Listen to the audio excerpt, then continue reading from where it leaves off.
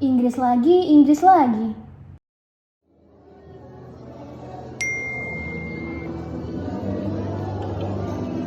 Pernah gak sih lagi cari informasi penting, ternyata informasinya malah pakai bahasa Inggris.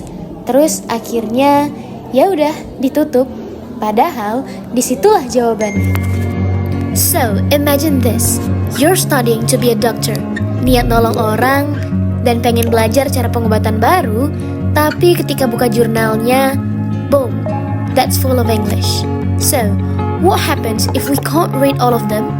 Yep, you're stuck.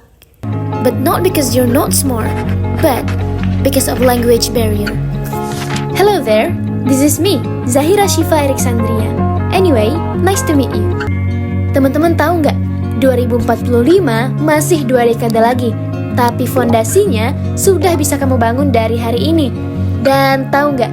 Salah satu fondasinya adalah kamu yang mau baca dan belajar bahasa dunia. Bukannya harus langsung jago sih, tapi yuk kita bahas kenapa English literasi itu bukan cuma penting, tapi krusial banget buat masa depan Indonesia. Yang pertama, akses ke ilmu global. Sebagian besar ilmu terbaru, jurnal internasional, dan teknologi terkini itu ditulis dalam bahasa Inggris. Jadi, kalau kita bisa baca dan paham, kita nggak cuma jadi penonton, tapi bisa ikut main di panggung dunia. Poin yang kedua, SDM yang berdaya saing global. Visi Indonesia Emas 2045 itu fokus ke SDM yang unggul. Nah, salah satu cirinya adalah bisa berkomunikasi global. Bukan buat gaya-gayaan ya, tapi biar bisa kerja lintas negara, kuliah keluar, atau bikin impact digital kemana-mana. Yang ketiga, literasi melatih pola pikir. Baca itu bukan cuma soal tahu, tapi soal mikir. Bahasa Inggris ngajarin kita banyak perspektif baru. Semakin banyak kamu baca, semakin tajam kamu berpikir. Dan itu adalah fondasi dari inovasi. Dan poin yang terakhir adalah peluang yang lebih luas.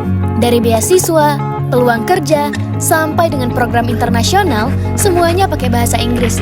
Jadi, makin kamu siap, makin besar pintu yang terbuka. Jadi, yuk mulai sekarang.